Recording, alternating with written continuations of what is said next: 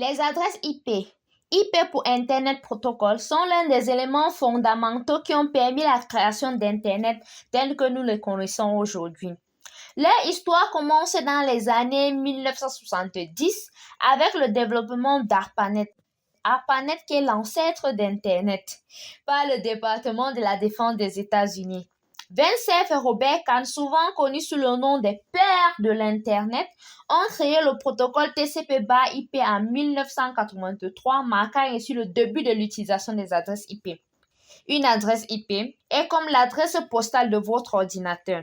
C'est une série de nombres qui permet aux ordinateurs de s'envoyer des données sur le réseau. Imaginez un monde sans adresse IP. Ça serait comme des ordinateurs écrire un message dans un immense vide numérique en espérant que quelqu'un finisse par les entendre. C'est pas très efficace. Pour mieux comprendre ce concept d'adresse IP, nous allons parler du monde numérique avant les adresses IP, c'est-à-dire le chaos numérique. Avant l'introduction des adresses IP, le monde numérique ressemblait à un énorme marché aux puces désorganisé. À cette époque, nous n'avions que des réseaux isolés, c'est-à-dire les réseaux étaient fermés et fonctionnaient sur les systèmes propres à chaque institution ou entreprise. Avant, c'était le bazar. Chaque réseau avait ses propres règles et protocoles. Et si vous vouliez vous connecter à un réseau, c'était aussi compliqué que de parler français avec un interlocuteur qui ne parle que chinois. À cette époque, il n'y avait pas d'Internet global. On avait des réseaux locaux, mais aucun Internet au sens où l'on l'entend aujourd'hui, car la communication était restreinte à des petits groupes. Mais grâce à l'apparition du sauveur, du messie, les adresses IP, les ordinateurs ont pu commencer à communiquer entre eux à l'échelle mondiale, car ils sont devenus identifiables à l'aide des normes et des protocoles standards. Et pouf, Internet est né. Pour mieux comprendre le concept d'adresse IP, je passe la parole au dernier du classement, le geek de service. Maintenant que vous savez d'où viennent et pourquoi ont été créées les adresses IP, je vais vous expliquer ce qu'est une adresse IP. Pas de panique, c'est très simple, vous allez voir. Comme vous le savez sans doute déjà, IP est mis pour Internet Protocol. Une adresse IP peut donc être définie comme étant une adresse assignée à chaque ordinateur sur Internet afin de pouvoir l'identifier de façon unique. De manière plus globale, une adresse IP rend unique chaque poste sur un réseau.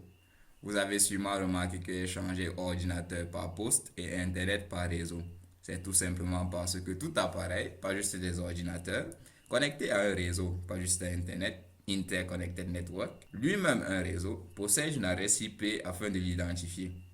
Bon, je sais que beaucoup l'attendent, donc place à l'exemple. Prenons un bureau de poste. Dans un bureau de poste, il y a des boîtes postales. Dites-vous que chaque numéro de boîte correspond à une adresse IP. Quand j'envoie une lettre à un ami ou à un ennemi par la poste, j'indique son numéro de boîte postale, son adresse IP, afin que ma lettre lui soit envoyée. S'il n'a pas de boîte postale, il ne pourra pas recevoir ma lettre. C'est aussi simple que ça.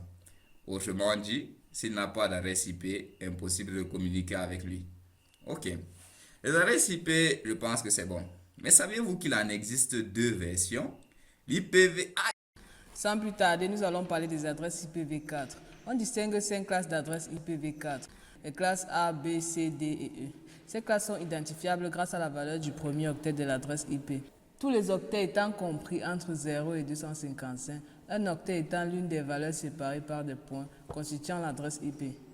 Ainsi, une adresse IP de classe A voit son premier octet compris entre 0 et 126, de classe B entre 128 et 191, de classe C entre 192 et 223, de classe D entre 224 et 239 et enfin de classe E entre 240 et 247.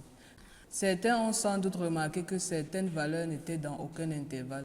La valeur 127 est l'intervalle 248 à 255. L'adresse ayant son premier octet à 127 est réservée pour des boucles locales. Elle permet à un appareil de communiquer avec lui-même, sa forme la plus courante étant 127.0.0.1. La plage 248 à 255 regroupe des adresses réservées soit pour des usages expérimentaux, soit pour des opérations de broadcast consistant à communiquer avec tous les hôtes d'un réseau simultanément. Ces classes déterminent la quantité d'hôtes pris en charge.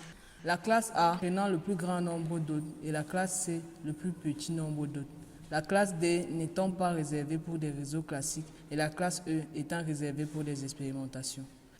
L'IPv4 peut théoriquement supporter environ 4,3 milliards d'adresses, mais en raison de la croissance rapide d'Internet, ce nombre est insuffisant, ce qui a conduit au développement de l'IPv6.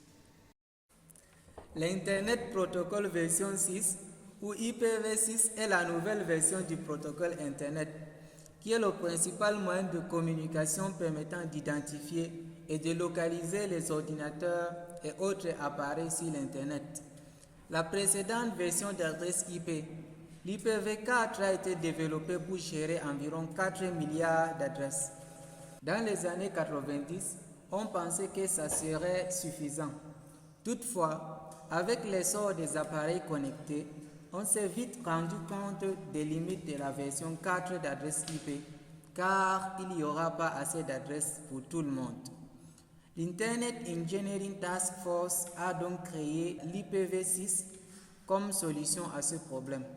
Ce dernier utilise un adressage sur 128 bits pour gérer 340 trillions d'adresses.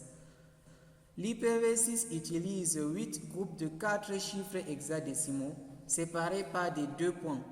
Cette nouvelle version améliore l'efficacité du traitement des paquets, augmentant ainsi les performances et la sécurité.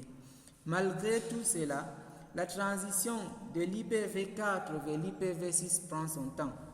La plupart des pays ont officiellement épuisé leurs adresses IPv4, ce qui pousse de plus en plus de compagnies et d'organisations à adopter l'IPv6, bien que l'IPv4 est toujours utilisable.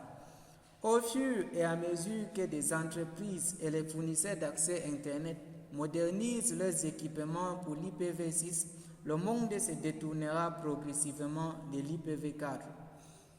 Maintenant que nous connaissons les deux versions d'adresse IP, voyons donc comment ces adresses sont assignées. Alors, nous sommes au dernier point de cette présentation. Nous avons vu qu'est-ce qu'une adresse IP, les deux versions d'adresse IP, IPv4 et IPv6, en passant par les différentes classes d'adresse IPv4. Nous savons que tout ce qui se connecte à Internet ou à un réseau informatique doit posséder une adresse IP. Mais comment ces adresses sont-elles attribuées? Alors, c'est très simple, c'est pas compliqué et nous le faisons chaque jour. Nous avons ce qu'on appelle un routeur ou communément appelé point d'accès. C'est le maître du réseau. Quand votre smartphone ou tout autre équipement informatique se connecte à lui, il lui attribue une adresse précise. En fait, il attribue une adresse à la carte réseau d'un appareil. Le routeur ou box Internet à la maison attribue ces adresses de manière dynamique, automatique si vous voulez. Un appareil se connecte à lui et directement il a droit à une adresse IP. Alors le processus derrière ça, c'est le DHCP, le Dynamic Host Control Protocol. C'est un protocole qui permet l'allocation automatique des adresses à tout équipement qui se connecte à un routeur. Le routeur lui-même a une adresse qui lui permet de se connecter à l'Internet, le réseau des réseaux. Cette adresse est attribuée par le fournisseur d'accès à Internet, le FAI. Ce même fournisseur a lui aussi son adresse pour se connecter à Internet, attribuée par un organisme appelé l'IANA. On va dire IANA. IANA ou Internet Assigned Number Authority est une branche de l'ICANN qui a pour rôle d'allouer des adresses à tous les appareils sur Internet. Comme expliqué dans l'IPv4, il y a trop peu d'adresses pour les affecter à tous les appareils qui se connectent à Internet. Pour pallier à ceci, interviennent différentes techniques de réseautage. Nous parlerons alors de sous-réseautage, de NAT.